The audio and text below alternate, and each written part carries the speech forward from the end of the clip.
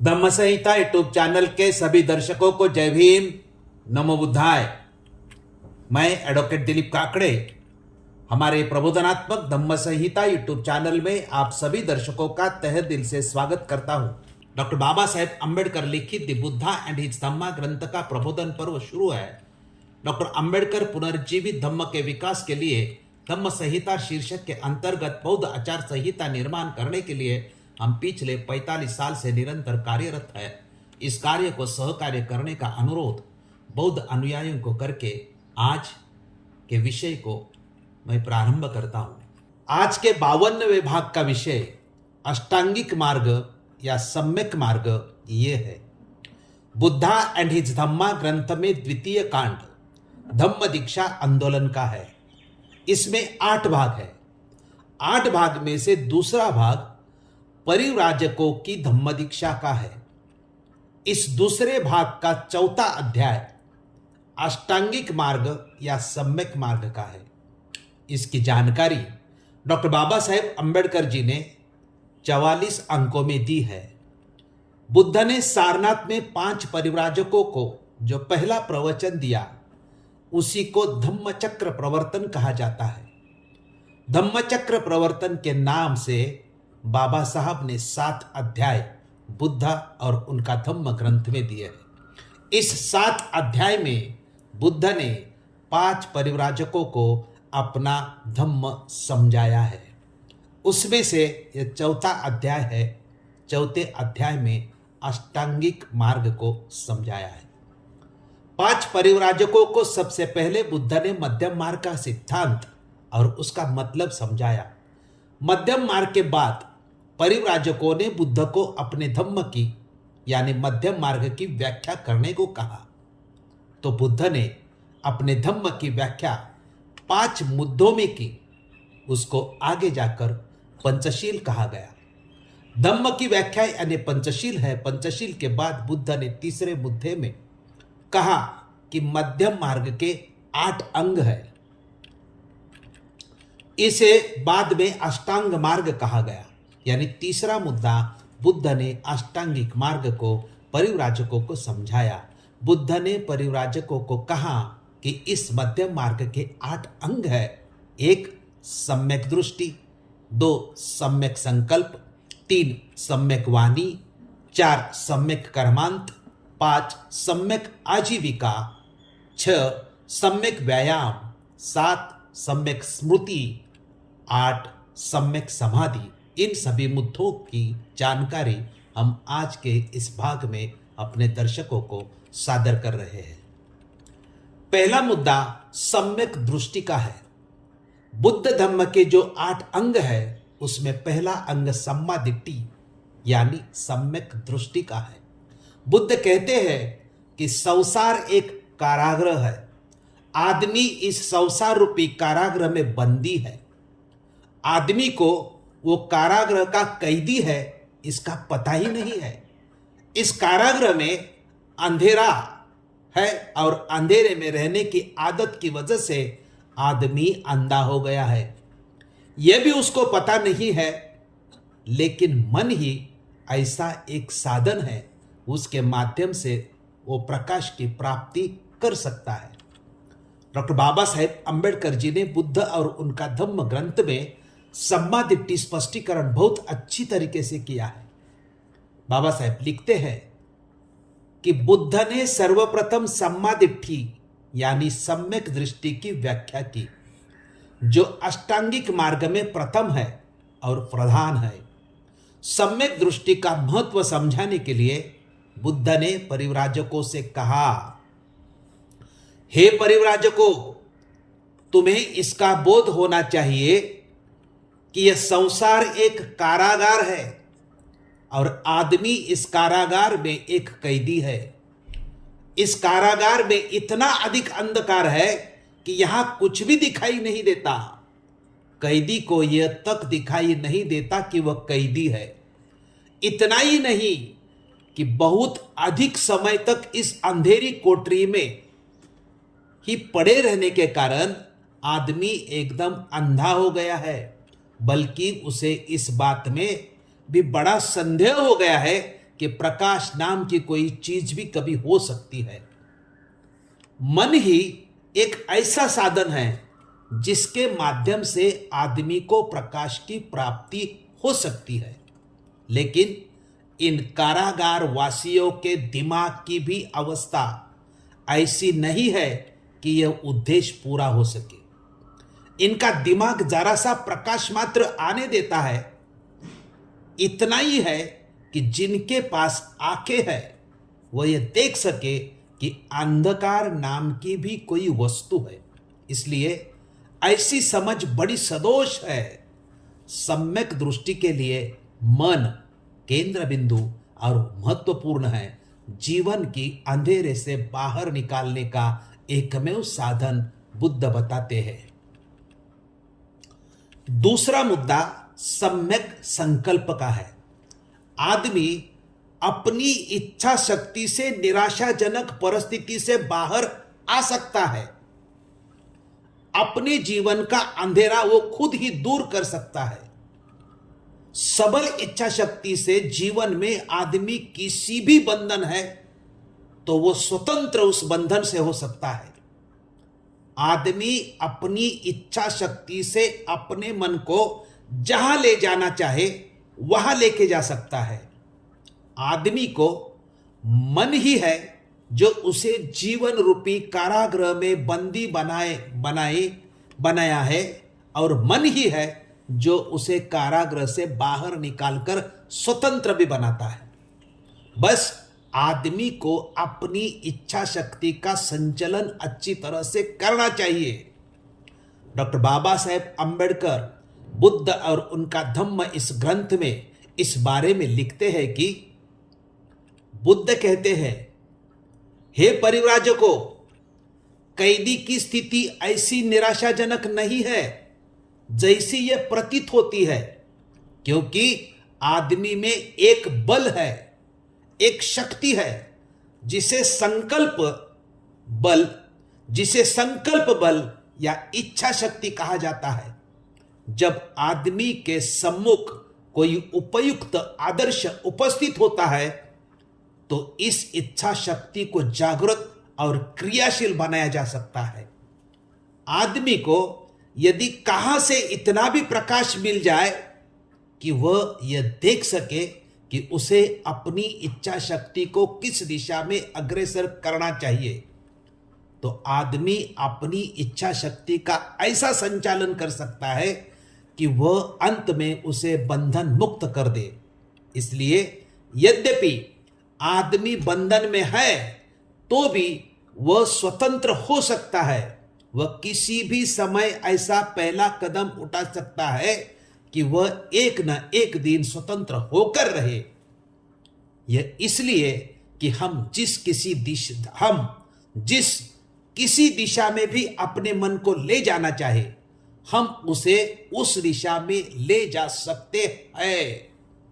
मन ही है जो हमें जीवन रूपी कारागार का कैदी बनाता है, और यह मन ही है जो हमें कैदी बनाए रखता है। लेकिन मन ने ही जिसे बनाया है, मन ही उसे नष्ट भी कर सकता है।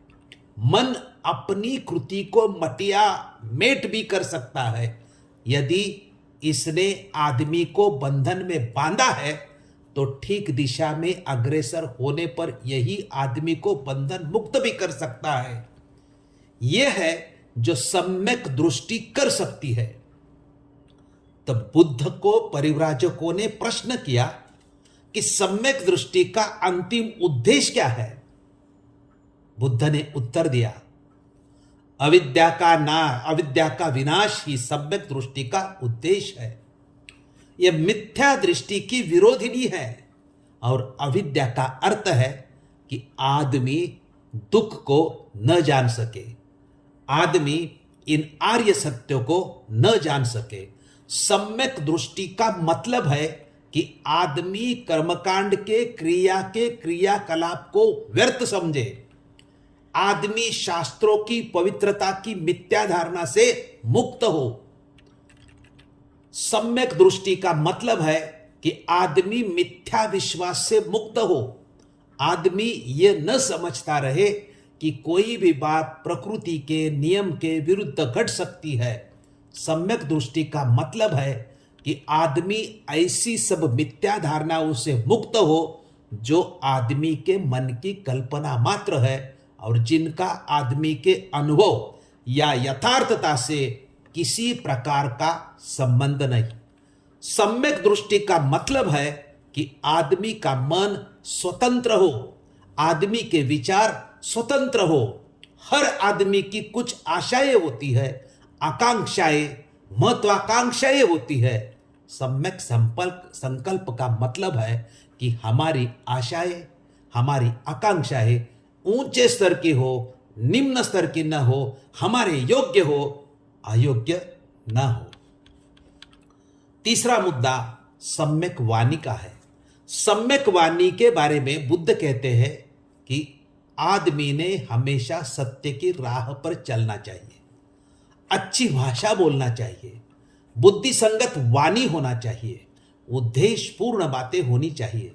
डॉक्टर बाबा साहेब अंबेडकर बुद्ध और उनका धम्म ग्रंथ में सम्यक वाणी का स्पष्टीकरण देते हुए लिखते हैं कि बुद्ध कहते हैं कि सम्यक वाणी का मतलब है कि आदमी सत्य ही बोले, आदमी असत्य न बोले, आदमी दूसरों की बुराई न करता फिरे, आदमी दूसरों के बारे में झूठी बातें न फैलाता फिरे, आदमी किसी के प्रति गाली गलौज व कठोर वचनों का व्यवहार न करे, आदमी सभी के साथ विनम्र वाणी का व्यवहार करे, आदमी व्यर्थ की बेमतलब मूर्खतापूर्ण बातें न करता रहे, बल्कि उसकी वाणी बुद्धि संगत हो, सार्थक हो और सोद्देश्य हो।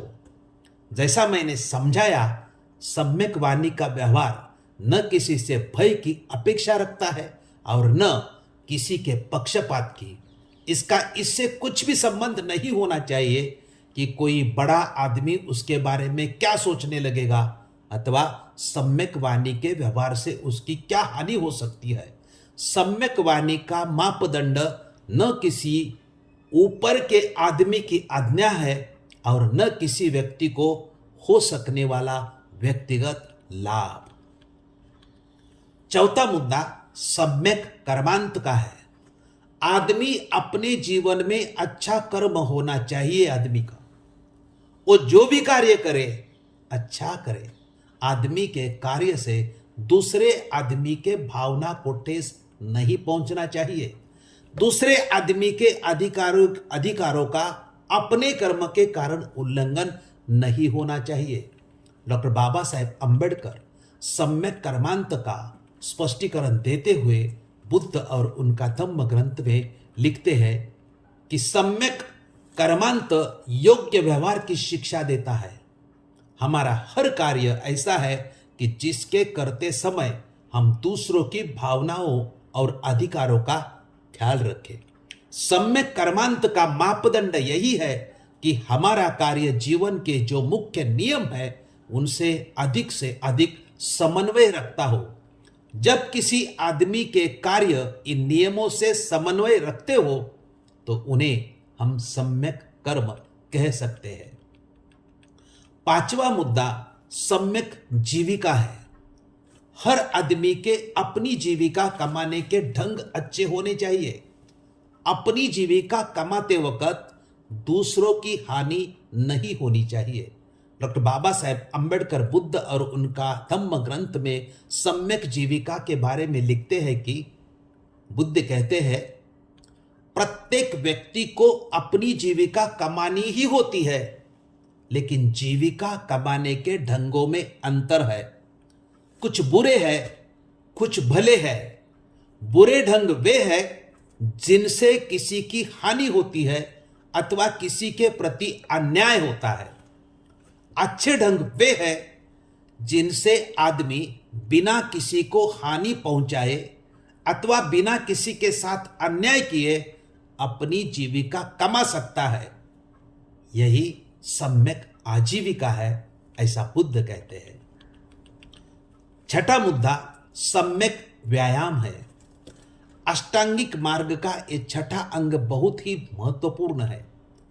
4 आर्य सत्य में दुख का जो कारण अविद्या बताया है, उसे नष्ट करने के लिए सम्यक व्यायाम महत्वपूर्ण साधन है। सम्यक व्यायाम के बुद्ध ने चित्त को केंद्रित करके 4 उद्देश्य भी बताए हैं। डॉक्टर बाबा साहेब अंबेडकर बुद्ध और उनका धम्म ग्रंथ में लिखते हैं कि बुद्ध ने कहा है कि सम्यक व्यायाम अविद्या को नष्ट करने के प्रयास की प्रथम सीढ़ी है। इस दुखद कारागार के द्वार तक पहुंचने का रास्ता ताकि उसे खोला जा सके। सम्यक व्यायाम के 4 उद्देश्य है। 1, अष्टांगिक मार्ग विरोधी चित्त प्रवृत्तियों की उत्पत्ति को रोकना। दूसरा है ऐसी चित्त प्रवृत्तियों को दबाना जो उत्पन्न हो गई हो। तीसरा है ऐसी चित्त प्रवृत्तियों को उत्पन्न करना जो अष्टांगिक मार्ग की आवश्यकताओं की पूर्ति में सहायक हो। और चौथा है ऐसी उत्पन्न चित्त प्रवृत्तियों में और भी अधिक वृद्धि करना तथा उनका विकास करना। 7वां मुद्दा सम्यक स्मृति का है। सम्यक स्मृति का मतलब मन की जागरूकता है। आदमी ने हमेशा सतर्क रहना चाहिए, यानी जागृत रहना चाहिए। बुरे विचार मन में नहीं आना चाहिए, इसके लिए हर प्रकार की कोशिश करना चाहिए। डॉक्टर बाबा साहेब अंबेडकर बुद्ध और उनका धम्म ग्रंथ में लिखते हैं कि सम्यक स्मृति का मतलब है हर बात पर ध्यान दे सकना। यह मन की सतत जागरूकता है। मन में जो अकुशल विचार उठते हैं उनकी चौकीदारी करना सम्यक स्मृति का ही एक दूसरा नाम है। 8वां मुद्दा सम्यक समाधि है। लोभ, द्वेष, आलस्य इस बंधनों से मुक्त होने का मार्ग समाधि है। लेकिन समाधि और सम्यक समाधि में फर्क है, उसे समझना जरूरी है। समाधि का मतलब चित्त की एकाग्रता है और सम्यक समाधि का मतलब चित्त के स्थायी एकाग्रता में परिवर्तन लाना। सम्यक समाधि में मन में कुशल कर्म के ऊपर चिंतन करने का अभ्यास डालती है। डॉक्टर बाबा साहेब अंबेडकर बुद्ध और उनका धम्म ग्रंथ में लिखते हैं कि बुद्ध कहते हैं, हे परिव्राजकों, जो आदमी सम्यक दृष्टि, सम्यक संकल्प, सम्यक वाणी, सम्यक कर्मान, सम्यक आजीविका, सम्यक व्यायाम और सम्यक स्मृति को प्राप्त करना चाहता है, उसके मार्ग में 5 बाधाएं या बंधन आते हैं। ये 5 मार्ग और बाधाएं क्या है? लोभ, द्वेष, आलस्य, विचिकित्सा तथा अनिश्चितता। उन बाधाओं को जो वास्तव में कड़े बंधन ही है, जीत लेना या तोड़ना अति आवश्यक है। इन बंधनों से मुक्त होने का उपाय समाधि है। लेकिन परिव्राजकों, यह समझ लेना चाहिए कि समाधि और सम्यक समाधि एक ही बात नहीं, दोनों में बड़ा अंतर है। समाधि का मतलब है केवल चित्त की एकाग्रता। इसमें संदेह नहीं कि इससे वैसे ध्यानों को प्राप्त किया जा सकता है कि जिनके रहते ये 5 संयोजन या बंधन स्थगित रहते हैं। लेकिन ध्यान की ये अवस्थाएं अस्थायी है, इसलिए संयोजन या बंधन भी अस्थायी तौर पर ही स्थगित रहते हैं। आवश्यकता है चित्त में स्थायी परिवर्तन लाने की। इस प्रकार की स्थायी परिवर्तन सम्यक समाधि के द्वारा ही लाई जा सकता है। इस प्रकार की स्थायी परिवर्तन सम्यक समाधि के द्वारा ही लाया जा सकता है। खाली समाधि एक नकारात्मक स्थिति है, क्योंकि ये इतना ही तो करती है कि संयोजनों को अस्थायी तौर पर स्थगित रखे। इसमें मन का स्थायी परिवर्तन निहित नहीं है। सम्यक समाधि एक भावनात्मक वस्तु है। यह मन को कुशल कर्मों का एकाग्रता के साथ चिंतन करने का अभ्यास डालती है और इस प्रकार मन की संयोजनोत्पन्न अकुशल कर्मों की ओर आकर्षित होने की प्रवृत्ति को ही समाप्त कर देती है। सम्यक समाधि मन को कुशल और हमेशा कुशल ही कुशल, भलाई ही भलाई सोचने की आदत डाल देती है। सम्यक समाधि मन को वह अपेक्षित शक्ति देती है जिससे आदमी कल्याणरत रह सके। सारांश, अष्टांगिक मार्ग या सम्यक मार्ग इस भाग के मुद्दों का अध्ययन से यह अनुमान निकलता है कि आदमी के जीवन सुधार के लिए मध्यम मार्ग के जो 8 अंग है उसका अध्ययन करके उसके ऊपर अमल करना चाहिए। अष्टांगिक मार्ग धम्म का बहुत ही महत्वपूर्ण सिद्धांत है। अष्टांगिक मार्ग या सम्यक मार्ग इस भाग की जानकारी और स्पष्टीकरण सुना और देखा, उसके लिए सभी दर्शकों का आभार व्यक्त करता हूं। धन्यवाद।